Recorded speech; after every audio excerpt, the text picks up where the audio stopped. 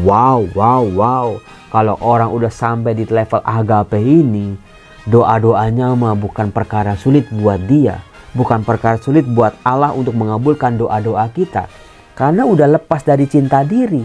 Kalau Anda ketemu orang seperti ini, orang yang sudah bisa memahami agape, memperjuangkan agape dalam hidupnya, minta doa sama dia. Doanya kuat dan cakep banget. Itulah ciri-ciri orang yang sudah di level agape. Doanya beda. Salam damai sejahtera saudara-saudaraku yang terkasih, pencinta firman Tuhan. Berjumpa kembali dengan Bible Learning with Father Joseph. Saudara-saudaraku, bagaimana kabar Anda hari ini? Para penonton Bible Learning yang sudah subscribe maupun yang belum subscribe, yang belum di-subscribe dong. Kemudian juga bagi para pelanggan ataupun yang belum berlangganan, saya berdoa semoga hidup Anda diberkati Tuhan. Hari ini ada berkat dalam kehidupanku, sehingga kita selalu punya tenaga untuk mengasihi orang-orang di sekitar kita. Saudara-saudaraku, dalam video khusus kali ini, saya mau menyebut satu nama, satu akun yang saya temukan dalam analisis YouTube. Itu satu nama yang selalu hadir dalam komen-komennya. Video apapun selalu ada komen-komennya ini. Dan beliau juga selalu nge-share, bagi-bagikan video-video Bible Learning. Namanya itu di peringkat 1. Ada Ibu Atafi Dwi Korawati. Nah ini dia Ibu Afi, salam damai sejahtera. Pas ini Ibu Afi dari Umat Paroki Jalan Malang bukan? Oma Afi, Oma kan punya nomor WhatsApp Romo Yosef. Langsung aja kasih alamatnya Oma lagi. Dulu Oma pernah dapat giveaway. Sekarang saya mau kirim lagi satu giveaway tentang Bunda Maria untuk Oma. Tolong masuk ke WhatsApp saya ya. Di peringkat 2 tuh ada Ibu Desiwati, ada Maria Lydia, ada Mix Memory Station, ada Yulia Riman, ada Cherly Mita, ini juga ada Minarti Kohar. Ini semua nih banyak yang sudah pernah dapat giveaway, lalu betul-betul mensupport Romo Yosef dengan komen-komen mereka di YouTube. Terima kasih, terima kasih, terima kasih. Saudara-saudaraku yang terkasih, kalau Anda lihat saya, Romo Yosef kok tumben pagi ini ganteng banget, bajunya rapi banget, pakai baju lengan panjang. Saudara-saudaraku yang terkasih, kemarin pada pertemuan Tepas, Romo-Romo diajarkan bahwa kita harus betul-betul menggunakan barang milik kita. Kalau nggak digunakan, kasih ke orang lain. Di lemari saya, saudara-saudara, itu udah penuh. Bukan saya beli baju, saya jarang banget beli baju. Karena apa? Kan kalau kita tahu lah, di gereja itu misalnya panitia KEP bikin baju, panitia EJ, Emos Journey bikin baju, komisi kitab suci bikin baju, KPKS setiap tahun bikin baju karena angkatannya beda-beda. Komisi mana lagi bikin baju, Porta Santa bikin baju lagi. Nah itu dia. Sehingga di lemari saya itu mau merah, kuning, biru, hijau, biru, apapun juga ada. Sehingga baju-baju yang seperti ini jadi jarang dipakai. Ya udah, tadi waktu habis mandi saya tarik aja itu baju yang paling bawah. Siapa suami-suami yang seringkali nyakitin hati istrinya? Istrinya udah ngelipetin, ngerapiin, setrika, numpuk-numpuk teratur rapi itu lemari baju. Suaminya tinggal tarik begitu aja sehingga susunannya ambruk, acak-acakan lagi lemarinya. Waduh, yang kayak begitu aja kalau setiap hari diadepin, istri-istri bisa naik darah bukan? Bisa jadi perang dunia ketiga itu. Saudaraku, saya pakai baju rapi begini karena Injilnya memang bagus banget. Saking bagusnya, saya coba ungkapkan dalam bahasa Yunaninya. Berbunyi seperti ini dalam bahasa Yunani. Tauta entelomai himin, hina agapate alelus. Ulangi Romo pelan-pelan. Tauta entelomai himin, hina agapate alelus. Yang mana ya Romo dalam bacaan Injil hari ini ya? Kata kuncinya tuh alelus. Alelus di sini dalam bahasa Yunani, bukan aleluya dalam bahasa Ibrani ya. Ini beda arti. Alelus dalam bahasa Yunani artinya saling, reciprokal, Ada yang memberi, ada yang menerima, bukan cuma menerima doang tapi juga bisa memberi. Ada yang dikasihi, ada yang mengasihi, saling mengasihi. Jadi sifatnya dua arah, dua pihak, saling. Ayo, Anda bisa menebak nggak? Dari Injil hari ini, Yohanes bab 15 ayat 12 sampai 17, di mana ada kata alelus, ada romo, itu muncul di ayat 12 di awal dan juga di akhir di ayat 17, di mana dikatakan begini. Dalam amanat perpisahannya Yesus berkata kepada murid-muridnya, inilah perintahku supaya kamu saling mengasihi. Ini dia, agapate alelus. Ayat 17 di bagian akhir juga dikatakan, inilah perintahku kepadamu, kasihilah seorang akan yang lain. Sama dipakai kata hina agapate alelus. Mari kita korek-korek keunggulan agapate alelus ini. Yang pertama, yang bisa saya katakan, apa yang diajarkan oleh Tuhan Yesus dalam Yohanes 15 ini, itu revolusioner, sesuatu yang baru. Kalau kita bandingkan dengan apa yang dikatakan, apa yang kita baca dalam perjanjian lama, teks-teks perjanjian lama, paling banter ya. Allah memerintahkan umat Israel dengan perintah, hendaklah kamu mengasihi sesamamu.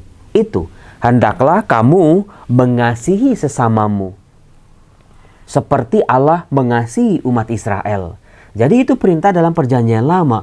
Oh, perintah untuk mengasihi. Itu pun hanya mengasihi sesamamu. Tetapi Tuhan Yesus melihat apa yang telah ditangkap oleh umat perjanjian lama rasanya harus disempurnakan dengan perintah baru ini, yaitu hendaklah kamu saling mengasihi seperti aku mengasihi kamu. Yang menarik di sini adalah, wah Romo, betul Romo, perintah saling mengasihi, bahwa kasih itu harus dua belah pihak. Kasih itu nggak bisa bertepuk sebelah tangan. Kasih itu nggak bisa kita aja berjuang seorang diri. Sementara di pihak lain cuek bebek acuh tak acuh. Sehingga muncullah banyak lagu putus cinta, banyak lagu patah hati dari ketiadaan saling mengasihi ini.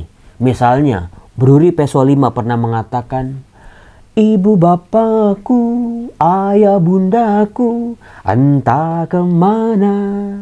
Aku begini, engkau begitu, sama saja. Yang satu begini, yang satu begitu. Yang satu mengasihi, yang satu nggak merasa untuk dikasihi. Dan juga nggak membalas cintanya. Atau Dewa 19 misalnya bisa mengatakan, baru ku sadari cintaku bertepuk sebelah tangan, kau buat remuk seluruh hatiku. Saudara-saudara yang terkasih, ternyata banyak lagu-lagu putus cinta, patah hati, broken heart karena ya ini tidak memahami perintah Tuhan Yesus, hina agapate alelus. Hina agapate alelus, hendaklah kamu saling mengasihi. Cintanya bertepuk sebelah tangan. Kayak orang bertepuk sebelah tangan, apa sih bunyinya? Percuma, ngapain begini? Menepuk angin, gak ada bunyinya. Tapi kalau bertepuk dua tangan, baru ada bunyinya. Capek kan saudara-saudara kalau cinta bertepuk sebelah tangan? Iya Romo ya, saya itu naksir orang Romo, udah kasih kode-kode, udah kasih perhatian, udah kasih makanan, udah antar jemput bahkan Romo. Dianya nganggap saya temen Romo. Sakitnya tuh di sini Romo, sakit banget. Saya pikir udah tumbuh Romo benih-benih cinta dalam hatinya. Ternyata buat dia saya ini cuma sekedar temen. Masih mending dianggap temen. Jangan-jangan selama ini Romo, saya cuma dianggap supir Gojek aja Romo, yang antar jemput dia. Terus juga ya kalau makan ya saya bayarin, kalau mau dia butuh saya selalu ada buat dia. Tapi ujung-ujungnya ketika saya menyatakan cinta, mau gak jadi pacar gue, dia bilang kamu tuh terlalu baik untuk aku. Lah, gimana sih? Namanya juga cinta. Ada kebaikan di situ. Ternyata kebaikan saja tidak cukup untuk membuat Orang yang kita cintai sayang sama kita. Saudara-saudaraku yang terkasih, suami istri ketika jatuh cinta, Anda tahu persis bagaimana dalam rumah tangga jangan cuma satu orang saja yang berjuang untuk membangunkan cinta. Sementara yang lain ya udah berhenti untuk berjuang mencintai. Anak orang tua juga seperti itu. Dalam pelayanan kita juga seperti itu. Waduh Romo, berarti kita siapapun orang dimanapun kita harus mencintai. Apakah nggak bahaya Romo? Nanti dibilang selingkuh. Nanti nih teks ini nih dijadiin landasan biblis orang untuk selingkuh. Kata Romo Yosef kan orang harus mencintai. Ya udah, saya mencintai si ini, si itu, siapapun dicintai. Sehingga cintanya terbagi. Anda salah. Karena dipakai kata di sini agapate, alelus, agape. Itu tingkat tertinggi dari cinta. Tingkat yang terendah itu kan saya udah ulangin ribuan kali di video-video saya itu soal cinta filio. Cinta antar sesama manusia. Kemudian ada tingkat yang paling bawah itu eros. Cinta yang pakai nafsu. Cinta yang cuman ya gak bisa dibedain dari nafsu. Itu bukan cinta. Tapi keinginan-keinginan. Nafsu-nafsu duniawi manusia. Untuk bisa dipenuhi dengan segera. Itu bukan itu yang dimaksud oleh Tuhan Yesus. Bukan juga cinta antar teman. Cinta antar manusia. Bukan levelnya itu. Tapi cinta agape. Level tertinggi dari cinta, yaitu patokannya Allah sendiri. Makanya Tuhan Yesus mengatakan, hendaklah kamu saling mengasihi sama seperti aku telah mengasihi kamu. Patokannya adalah Yesus sendiri. Cinta Tuhan Yesus sendiri kepada kita. Yang seperti apa? Yang bisa mengorbankan nyawanya untuk para sahabatnya. Dalam saling mencintai, dalam relasi, tidak ada yang tuan, tidak ada yang budak, tidak ada yang di atas, tidak ada yang di bawah. Itulah cinta Yesus. Ketika mencintai, tidak merasa orang terbebani, tidak merasa orang dituntut untuk membalas cintanya saat itu juga. Tapi yang dibutuhkan adalah cinta yang bisa mengorbankan dirinya, egonya. Jadi kalau orang NPD, Narcissistic Personality Disorder, yang cuma taunya cinta diri, bagaimana dia nggak tahu bagaimana mencintai sesama. Yang dia tahu adalah mencintai dirinya dan dia menuntut, bahkan memanipulasi orang-orang di sekitarnya untuk mencintai dia. Memberi makan egonya setiap hari. Nanti kalau egonya nggak ada yang kasih makan, dia kelaparan, dia ngamuk-ngamuk secara luar biasa dan berubah menjadi seorang monster yang menyeramkan. Hati-hati nih. Pasangan-pasangan yang baru pacaran apalagi ya. Kenali pasanganmu, kenali pacarmu. Bukan cuma berhenti, ganteng banget Romo kayak artis Korea. Cantik banget Romo, dia pokoknya paling cantik satu sekolah Romo. Itu kagak jamin. Cobalah korek dalam kehidupan mereka. Apakah mereka pernah mengalami dikasihi dari orang tuanya sejak lahir, sejak anak-anak, sejak remaja? Apakah pacar-pacar Anda itu sudah cukup mengenal kasih sehingga bisa mengasihi? Apalagi kalau sudah beriman, bisa mengenal kasih Tuhan, memahami kasih Tuhan, bersyukur atas kasih Tuhan, lalu dengan tenaga yang sama bisa mengasihi sesama. Bisa mengasihi Anda pacarnya ini secara eksklusif. Cinta itu eksklusif saudara-saudara. Pasangan suami dan istri, imam dengan Allah. Jangan terbagi dengan yang lain. Tetapi dalam ungkapan kita, sebagai jawaban kita terhadap kasih Allah, kita juga harus berbagi kasih. Agapenya, bukan erosnya. Hati-hati. Banyak orang yang dibagi-bagi erosnya. Wah, dia naksir si ini, dia pacaran sama si ini, dia selingkuh sama si ini, dia selingkuh sama si ini. Dia cuman memberi makan egonya saja. Orang-orang seperti ini tidak akan bertingkat ke jadi filio, apalagi agape. Maka saudara-saudaraku, pahami dulu agape dalam kehidupan kita. Kasih Allah. Banyak pasangan-pasangan, anggota keluarga di rumah justru malah menjadi orang asing. Dia doang yang berjuang seorang diri dalam kasih, berkorban sampai sehabis-habisnya. Tapi ketika lihat orang-orang di sekitarnya, ketika dia susah, nggak ada yang membalas. Betul nggak? Betul Romo. Sehingga manusia capek sendiri. Giliran saya ke dia aja, wah abis-abisan. Kepala jadi kaki, kaki jadi kepala. Semua juga saya korbankan. Tapi giliran saya butuh, giliran saya mau minta tolong sama dia, waduh, dia nggak ada. Saudara-saudara, inilah yang seringkali membuat manusia berhenti, manusia kapok, manusia trauma, nggak mau lagi berkorban buat sesamanya, untuk istrinya, untuk suaminya. Udahlah, kalau sama pasangan ya udahlah yang standar-standar aja, yang normal-normal aja, betul nggak? Nggak usah sampai yang sebucin-bucin banget. Nanti sakit hati ketika dia nggak setia, ketika dia selingkuh, sakitnya tuh lebih dalam lagi. Karena apa? Mungkin cuma di eros, mungkin cuma di phileo, tapi berbeda saudara-saudara dengan agape. Eksklusivitas, cinta yang tidak terbagi dengan pasangan, cinta yang tidak terbagi dengan Allah, tidak membuat manusia menjadi ego. Nah ini dia anomali cinta Allah ini. Kita tidak diperbudak oleh cinta. Karena Yesus bilang apa? Tidak ada kasih yang lebih besar daripada kasih seorang yang memberikan nyawanya untuk sahabat-sahabatnya. Kamu adalah sahabatku. Jikalau kamu berbuat apa yang kuperintahkan kepada kamu, aku tidak lagi menyebut kamu hamba. Sebab hamba tidak tahu apa yang diperbuat oleh tuannya. Tapi aku menyebut kamu sahabat. Karena aku telah memberitahukan kepada kamu segala sesuatu yang telah kudengar dari Bapakku. Jadi saudara-saudaraku yang terkasih, cinta agape inilah yang menyempurnakan, yang mendewasakan, yang mengobati segala luka-luka Anda.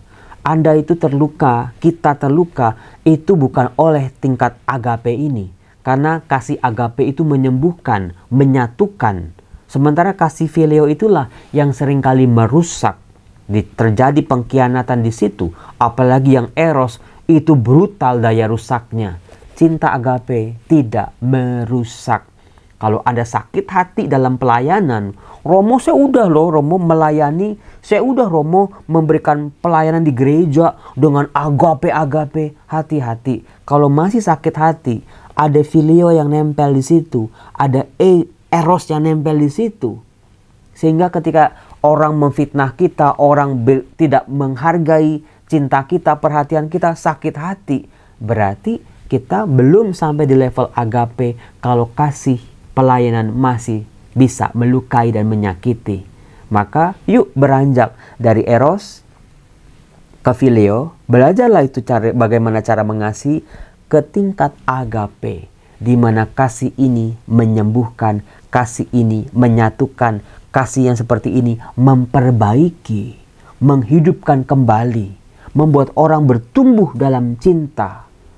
Yang cuman phileo bisa ditransformasikan oleh pupuk, oleh daya ilahi yang bernama agape, kasih Allah. Berbahagialah Anda yang punya pasangan sudah sampai di titik ini. Berbahagialah Anda yang sudah pernah mengalami agape ini. Hidup rumah tangga Anda akan sangat bahagia. Meskipun ya makan cuma nasi sama kerupuk. Meskipun ya rumah ya cuma 3x4. Meskipun ya beli baju bisa 5 tahun sekali, itu juga dikasih orang. Meskipun banyak masalah dalam rumah tangga Anda. Tapi kalau Anda punya pasangan yang udah memahami agape ini, berbahagialah Anda. Mungkinkah itu suami Anda? Mungkinkah itu istri Anda? Romo kalau tanya begini kan jadi malu Romo. Mungkinkah itu orang tua Anda? Ya Romo, terima kasih. Saya diajarin pada level tertinggi dari kasih ini. Kasih yang sudah hidup dalam diri saya Romo. Kasih yang sudah bekerja dalam diri saya. Tapi selama ini saya cuma berfokus pada eros dan fileonya saja. Sementara terhadap kasih Allah, saya cuman ya kayak cuek-cuek butuh Romo. Sementara Tuhan Yesus mengharapkan bukan kamu yang memilih aku, tapi akulah yang memilih kamu. Dan aku telah menetapkan kamu supaya kamu pergi dan menghasilkan buah. dan buahmu itu tetap, supaya apa yang kamu minta kepada Bapa dalam namaku diberikannya kepadamu. Wow, wow, wow. Kalau orang udah sampai di level agape ini, doa-doanya mah bukan perkara sulit buat dia. Bukan perkara sulit buat Allah untuk mengabulkan doa-doa kita. Karena udah lepas dari cinta diri. Maka orang yang sudah bisa mengasihi secara level agape, yang didoain juga beda. Bukan cuma dirinya saja, bukan cuma orang-orang di sekitarnya saja, tapi level agape ketika dia berdoa udah nggak tentang dirinya lagi, udah bukan tentang kebutuhan-kebutuhannya lagi, tapi doanya untuk semua ciptaan. Doanya itu lengkap dan sempurna. Dia tahu apa yang dia doakan, maka selaras dengan kehendak Bapa, selaras, sejalan dengan apa yang mau diberikan Bapa untuk dunia. Itulah ciri-ciri orang yang sudah di level agape. Doanya beda. Bukan tentang keinginan-keinginannya, tapi Tuhan, aku ini hamba Tuhan, terjadilah padaku menurut kehendak-Mu. Itu dia. Siapa namanya? Bunda Maria dalam Injil Lukas bab 1. Orang yang sudah memahami, merasakan dikasihi, dirahmati, maka dia doanya juga sangat luar biasa. Maka betul kalau kata Yesus bilang, apa yang kamu minta kepada Bapa dalam namaku, diberikannya kepadamu.